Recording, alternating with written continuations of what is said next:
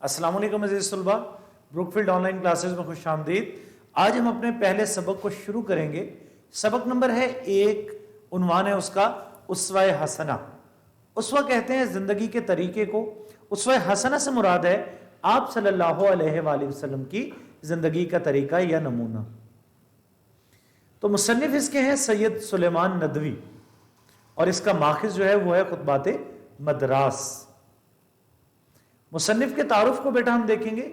سید سلیمان ندوی ضلع پٹنہ کے ایک قصبہ میں 22 نومبر 1884 22 نومبر 1884 کو پیدا ہوئے۔ ابتدائی تعلیم کا آغاز مقامی طور پر کیا، اس کے بعد 1901 میں دارالعلوم ندوہ میں داخل ہوئے، جہاں 7 سال تک تعلیم حاصل کی۔ اسی لیے آپ اپنے نام کے ساتھ ندوی لکھتے تھے۔ عالم اسلام کو جن علماء پر ناز ہے ان میں سید سلیمان ندوی بھی شامل ہیں۔ آپ علامہ شبلی نعمانی کے چہیتے شاگرد تھے۔ 22 نومبر 1953 22 نومبر 1953 کو کراچی میں انتقال ہوا۔ جس ماہ میں پیدا ہوئے، جس تاریخ کو، اسی ماہ میں اسی تاریخ کو انتقال ہوا۔ اب اس کا ماخذ جو ہے وہ ہے خطبات مدراس۔ اب یہ خطبات مدراس کیا ہیں؟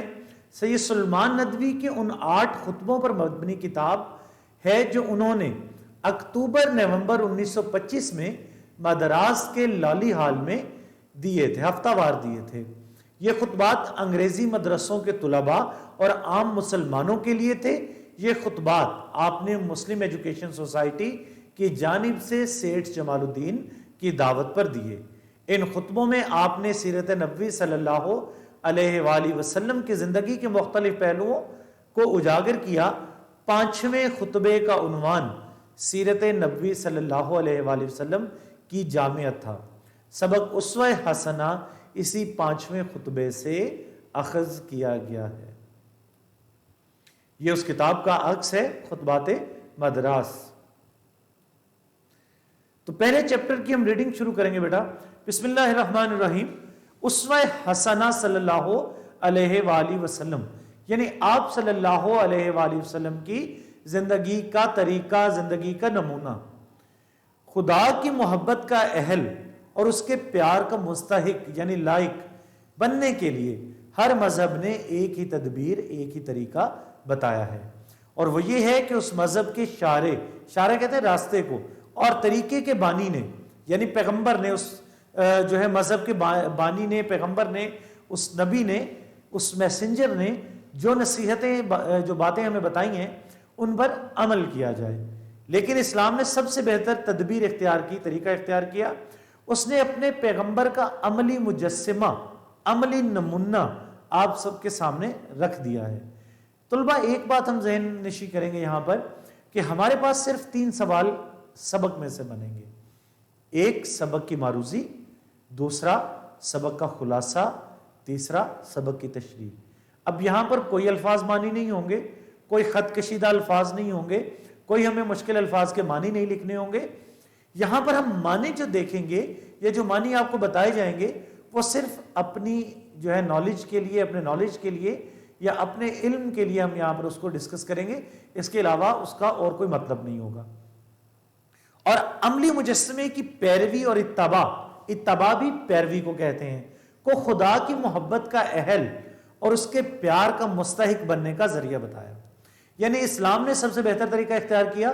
اس نے جہاں پر اپنے نبی کے ذریعے، اپنے پیغمبر کے ذریعے ہم تک اپنی باتیں پہنچائیں تو اس کے ساتھ ایک عملی نمونہ بھی رکھ دیا کہ آپ صلی اللہ علیہ وآلہ وسلم ہمارے نبی سے ان باتوں پر عمل بھی کروا کے دکھا دیا۔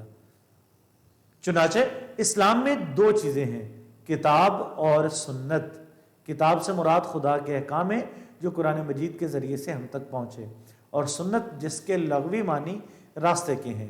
یہ اہم MCQ بھی ہے، کئی بار امتحان میں آ چکا۔ سنت کے لغوی معنی کیا ہیں؟ سنت کے لغوی معنی راستے کے ہیں، وہ راستہ کہ جس پر پیغمبر اسلام صلی اللہ علیہ وآلہ وسلم خدا کے احکام پر عمل کرتے ہوئے گزرے، یعنی آپ کا عملی نمونہ جس کی تصاویر احادیث میں بصورت الفاظ درج ہیں، الفاظ کی صورت میں درج ہیں۔ غرض یہ کہ ایک مسلمان کی کامیابی اور تکمیل روحانی، روح کی تکمیل کے لیے جو چیز ہے وہ سنت نبوی صلی اللہ علیہ وآلہ وسلم ہے۔ تو طلبہ یہاں پر بات ہی بیان کی گئی کہ اللہ کے جو ہے محبت اور اس کا لائق بننے کے لیے ہر مذہب نے ایک ہی طریقہ بتایا ہے، ہر مذہب میں خدا ہے، ہر مذہب نے بتایا ہے کہ اپنے خدا کو کیسے راضی رکھنا ہے، اور وہ کیسے بتایا؟ وہ اس طرح سے بتایا کہ اس مذہب کا جو بھی پیغمبر یا بانی ہے، جو بھی اس کا میسنجر ہے، اس کے ذریعے سے بتا دیا کہ تمہارا رب یہ چاہتا ہے، اس کی اس طرح سے عبادت کرو۔ لیکن اسلام نے سب سے بہتر طریقہ اختیار کیا، اس نے جہاں پر اللہ تعالیٰ کے احکام ہم تک پہنچائے، انہی احکام پر آپ صلی اللہ علیہ وآلہ وسلم سے عمل بھی کروا کے دکھا دیا تاکہ ہم اس کو بہتر طریقے سے جان سکیں۔ جس طرح اکثر ہم کوئی موبائل فون یا کوئی بھی چیز الیکٹرانکس کی خریدتے ہیں تو اس کے ساتھ ایک بکلیٹ ہوتی ہے، اس بکلیٹ کے اندر ہمیں بتایا گیا ہوتا ہے کہ سٹیپ 1 سٹیپ 2 سٹیپ 3 یہ ہم کریں گے، جن کو دیکھ کر ہمارے لیے آسانی ہو جاتی ہے کہ اچھا اس چیز کو اس طرح سے استعمال کرنا ہے۔ تو اسی طرح سے اللہ تعالیٰ کے جو احکام ہیں وہ قرآن کریم کے ذریعے سے ہم تک پہنچے، اور ان احکام پر عمل کیسے کرنا ہے وہ نبی اکرم صلی اللہ علیہ وآلہ وسلم نے کر کے دکھا دیا۔ اب ایسا کیوں کر کے دکھا دیا؟ کیونکہ اسلام جو ہے ایک آفاقی دین ہے اور یہ ہمیشہ رہنے والا ہے۔ آپ صلی اللہ علیہ وآلہ وسلم آخری نبی ہیں، خاتم النبیین ہیں، تو آپ ہی کی تعلیمات جو ہیں وہ ہم سب کے لیے رہنمائی کا باعث ہوں گی، تو آپ نے ہر طرح سے رہنمائی ہمارے لیے چھوڑ دی۔ وہ تمام اشخاص، شخص کی جمع اشخاص، جو کسی مذہب کے حلقہ اطاعت، حلقہ کہتے ہیں گروہ کو، دائرے کو، اطاعت پیروی کرنے والا، میں داخل ہوں، کہ وہ تمام لوگ جو کسی بھی مذہب کے اندر داخل ہوں، ناممکن ہے کہ کسی ایک ہی صنف انسانی سے تعلق رکھتے ہوں۔ صنف کہتے ہیں قسم کو۔ اب کسی بھی مذہب کے اندر جو لوگ داخل ہوتے ہیں، یہ بات تو ناممکن ہے کہ وہ ایک ہی جیسے لوگ ہوں۔ اب ایسا تو کسی مذہب کے اندر نہیں ہے کہ اس مذہب میں صرف استاد جائیں گے، یا اس مذہب میں صرف شاگرد جائیں گے، یا اس مذہب میں صرف ڈاکٹرز جائیں گے، یا اس مذہب میں صرف انجینئرز جائیں گے۔ تو ہر مذہب میں ہر طرح کے لوگ جو ہیں وہ شامل ہوتے ہیں۔ اس دنیا کی بنیاد اختلاف عمل پر ہے، یعنی ہر کوئی اپنی الگ رائے رکھتا ہے، مختلف رائے رکھتا ہے۔ باہمی تعاون، آپس کے تعاون، بیٹا یہ پچھلا جملہ ہے، اس دنیا کی بنیاد اختلاف عمل پر ہے، یہ بھی اہم MCQ ہے۔ باہمی تعاون اور مختلف پیشوں اور کاموں ہی کے ذریعے سے یہ دنیا چل رہی ہے، آپس میں ایک دوسرے سے تعاون کرتے ہیں، مختلف پیشہ کرنے والے، مختلف کام کرنے والے لوگ ہیں، جس کی وجہ سے یہ دنیا چل رہی ہے۔ اس میں بادشاہ یا رئیس، بادشاہ یا امیر، جمہور اور حکام بھی ضروری ہیں، حاکم حکمران بھی ضروری ہیں، اور محکوم، ماتحت اور متی، یعنی ماتحت اس کا مطلب بھی ہے، اور فرما بردار رعایا بھی۔ جہاں پر اس کے دنیا کے نظام کے اندر بادشاہ اور حکمران ہیں، وہاں پر ان کے ماتحت جو ہیں عوام الناس بھی ہیں، عام لوگ بھی ہیں۔ امن و امان کے قیام کے لیے قاضیوں اور ججوں کا ہونا بھی ضروری ہے۔ تو اس دنیا کے اچھے نظام کو چلانے کے لیے اس میں قاضی بھی ہوں گے، جج بھی ہوں گے، اور فوجوں کے سپہ سالاروں اور افسروں کا بھی، اس میں افسر بھی ہوں گے مختلف محکموں کے، اس میں فوج کے سپہ سالار بھی ہوں گے، غریب بھی ہیں، ظاہری بات ہے اس معاشرے کے اندر، اس دنیا کے اندر، اور دولت مند بھی ہیں۔ رات کے زاہد و عابد بھی ہیں، رات کے پرہیزگار اور عبادت گزار بھی ہیں، اور دن کے سپاہی و مجاہد بھی۔ جہاں پر راتوں کو عبادات کرنے والے تہجد گزار لوگ ہیں، وہاں پر آپ کے بارڈر کی حفاظت کرنے والے، آپ کے ملک کی حفاظت کرنے والے، آپ کی ریاست کی حفاظت کرنے والے سپاہی اور فوجی بھی ہیں۔ اہل و عیال بھی ہیں، یعنی رشتہ دار گھر والے بھی ہیں، اور دوست احباب بھی، دوست قریبی تعلق والے بھی ہیں، تاجر بھی ہیں، سوداگر بھی ہیں، امام اور پیشوا بھی۔ پیشوا کہتے ہیں رہنما کو، امام ہماری امامت کرانے والا، ہمارا رہنما۔ تو اس دنیا کے اندر بہت سارے لوگ ہیں، یعنی اس دنیا کا نظام کسی ایک طریقے سے نہیں چل سکتا۔ ایسا ناممکن ہے کہ ہم ایک بہت اچھی ایک کالونی جو ہے، ایک ماڈل کالونی بنائیں اور اس کے اندر صرف ڈاکٹرز رہیں، کسی اور کو رہنے کی اجازت نہ ہو۔ ناممکن ہے، کیونکہ اس کالونی کو بنانے کے لیے ہمیں مزدوروں کی بھی ضرورت ہے، کاریگروں کی ضرورت ہے، پھر ہمیں وہاں پر کسی دکاندار کی بھی ضرورت ہے، سوداگر تاجر کی بھی ضرورت ہے۔ تو دنیا کا بہترین نظام کیسے چلے گا؟ جب مختلف پیشہ کرنے والے لوگ آپس میں ایک دوسرے کے ساتھ تعاون کر کے چلیں گے۔ اب ایک جو سوداگر ہے اسے ڈاکٹر کی ضرورت ہے، ڈاکٹر کو سوداگر کی ضرورت ہے، ان دونوں کو کسی الیکٹریشین کی ضرورت ہے، ان سب کو کسی امام اور پیشوا کی ضرورت ہے۔ تو ہم سب کا آپس میں مل جل کر رہنا ہی معاشرے کی تخلیق کا باعث بنتا ہے۔ غرض، اس دنیا کا نظم و نسق، نظم کہتے ہیں انتظام کو، نسق کہتے ہیں بندوبست کو، مختلف اصناف، صنف کی جمع اصناف کے وجود اور قیام ہی پر موقوف ہے، وقف ہے، یعنی قائم ہے۔ اس دنیا کا یہ جو نظام ہے बेहतरीन निज़ाम और बंदोबस्त जो चल रहा है वो किस पर कायम है? वो तमाम लोगों के आपस में एक दूसरे से ताउन पर कायम है। और इन तमाम असनाफ को, इन तमाम लोगों को अपनी अपनी जिंदगी के लिए अमली मुजस्समे और नमूने की ज़रूरत है। यानी जितने भी ये उन लोगों का जो ऊपर जिक्र हुआ, ये तो मिसाल के तौर पर है, इसके अलावा भी बहुत सारे लोग मौजूद हैं। तो इन लोगों को अपनी ज़िंदगी के लिए एक रहनुमाई दरकार है। वो रहनुमाई हर किसी को अपनी चाहिए। एक डॉक्टर जो है वो अपने से सीनियर डॉक्टर को देखेगा कि उसको किस तरह से ऑपरेशन करना है, किस तरह से जो है मरीजों को ट्रीट करना है। एक उस्ताद अपने से बड़े उस्ताद को देखेगा कि किस तरह से पढ़ाना है। एक तालिब इल्म अपने क्लास के ज़हीन तालिब इल्म को देखेगा। इसी तरह से एक बच्चा जो है वो बोलता किस तरह से अपने बड़ों को, अपने बहन भाई को, अपने माँ बाप को बोलता हुआ देखकर उनसे रहनुमाई लेता है। तो हमें हर शोबे में हर इंसान को रहनुमाई की ज़रूरत है। मैं उस्ताद हूँ, मुझे उस्ताद की रहनुमाई चाहिए। आप तालिब इल्म है, आपको तालिब इल्म की रहनुमाई चाहिए। एक डॉक्टर है, उसको डॉक्टर की रहनुमाई चाहिए। एक इंजीनियर है, उसको इंजीनियर की रहनुमाई चाहिए। तो हर किसी को एक रहनुमाई दरकार है जो उसके जैसी हो। तो इस्लाम सबसे दिलचस्प और सबसे दिल को सुकून पहुंचाने वाली बात, और इस्लाम इन तमाम इंसानों को सुन्नत नबवी सल्लल्लाहु अलैहि वसल्लम के इत्तबा की दावत देता है। यानी इत्तबा, पैरवी, यानी जो है इस्लाम तमाम जितने भी ऊपर असनाफ का जिक्र हुआ, जितने भी पेशा करने वाले जितने भी लोग हैं, उन सबको ये कहता है आप अपने नबी खातिमुन नबी सल्लल्लाहु अलैहि वसल्लम की जिंदगी को देखो, हर किसी को उसमें से नमूना मिलेगा। उस्ताद को, शागिर्द को, सौदागर को, बाप को, नाना को, हर किसी को आप सल्लल्लाहु अलैहि वसल्लम की जिंदगी में नमूना मिलेगा अपनी रहनुमाई के लिए। अब वो नमूना क्यों मिलेगा? वो इसलिए मिलेगा क्योंकि आप सल्लल्लाहु अलैहि वसल्लम रहती दुनिया तक के लिए हमारे रहनुमा हैं।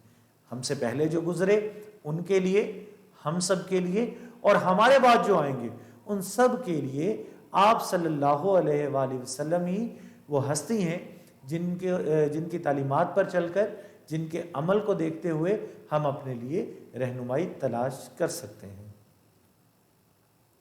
इंसानों के हर तबके और सिन्फ के लिए सीरत पाक सल्लल्लाहु अलैहि वसल्लम में नसीहत पजीरी और अमल के लिए दरस और सबक मौजूद है। यानी आपकी ज़िंदगी में हर किसी के लिए नसीहत भी है और अमल के लिए दरस भी मौजूद है। एक हाकिम के लिए महकूम की ज़िंदगी, एक हुक्मरान के लिए एक महकूम यानी मातहत की ज़िंदगी, एक दौलतमंद के लिए गरीब की ज़िंदगी, और एक गरीब के लिए दौलतमंद की ज़िंदगी कामिल मिसाल, मुकम्मल मिसाल और नमूना नहीं बन सकती। यानी एक हाकिम जो है वो किसी महकूम को देखकर नहीं देखेगा कि हुक्मरानी कैसे करनी है। हाकिम तो अपने जैसे हाकिम को ही देखेगा ना कि हुक्मरानी कैसे की जाती है। तो एक दौलतमंद किसी गरीब को देखकर अपनी ज़िंदगी नहीं जिएगा, वो अपने जैसे किसी दौलतमंद को देखकर अपनी ज़िंदगी जिएगा। इसी तरह से एक गरीब जो है वो दौलतमंद को अपने लिए मिसाल नहीं बनाएगा, वो अपने ही जैसे किसी गरीब को अपने लिए मिसाल बनाकर अपनी ज़िंदगी गुजारेगा। इसलिए ज़रूरत है कि आलमगीर पूरी दुनिया के और दायमी हमेशा के पैगंबर की ज़िंदगी उन तमाम मुख्तलिफ मनाजिर के रंग बरंग फूलों का गुलदस्ता हो। यानी गुलदस्ता जिसमें बहुत से फूल होते हैं, तरह तरह के फूल होते हैं। तो आपकी ज़िंदगी भी ज़रूरी है कि ऐसी ही होनी चाहिए जिसके अंदर हर किसी के लिए रहनुमाई मौजूद हो। हम चलते फिरते भी हैं, उठते बैठते भी, खाते पीते भी हैं, सोते जागते भी, हंसते भी हैं, रोते भी, पहनते भी हैं, उतारते भी, सीखते भी हैं, सिखाते भी, मरते भी हैं, मारते भी, खाते भी हैं, खिलाते भी, एहसान लेते भी हैं और करते भी, अपनी जान भी देते भी हैं और जान बचाते भी हैं, इबादत और दुआ भी करते हैं और कारोबार भी, मेहमान भी बनते हैं और मेज़बान भी। हमें उन तमाम अमूर, अमर की जमा अमूर, काम, हमें उन तमाम अमूर जो हमारे मुख्तलिफ अफ़आले जिस्मानी, वो काम जिसमें हमारा जिस्म हिस्सा लेता है, यानी जो हमें प्रैक्टिकली करने पड़ते हैं, जिसमें हमें हाथों को, जिस्म को हिलाना पड़ता है, ताल्लुक़ रखते हैं, के लिए अमली नमूने की ज़रूरत है। हमें एक अमली नमूना, अमली मिसाल चाहिए थी जो हर नई हालत के पेश आने में एक नई हदायत का सबक और नई रहनुमाई का दरस दे। یعنی وہ تمام افعال جسمانی جس میں ہمارا جسم انوالو ہوتا ہے ان سب کے لیے ہمیں ایک رہنمائی کی ضرورت ہے، جن میں ذکر ہوا چلنا پھرنا سونا جاگنا، کہ کھانا کیسے ہے، پینا کیسے ہے، سونا کیسے ہے، جاگتے ہوئے کس طرح ہیں، ہنسنے کے کیا آداب ہیں، رونا کیسے ہے، کہ لباس پہننا کیسے ہے، اس کو اتارنا کیسے ہے، کسی کو مارنا ہے تو کس طرح سے مارنا ہے کہ اسے تکلیف نہیں دینی، یہ سب باتیں آپ صلی اللہ علیہ وآلہ وسلم نے ہمیں بتائیں۔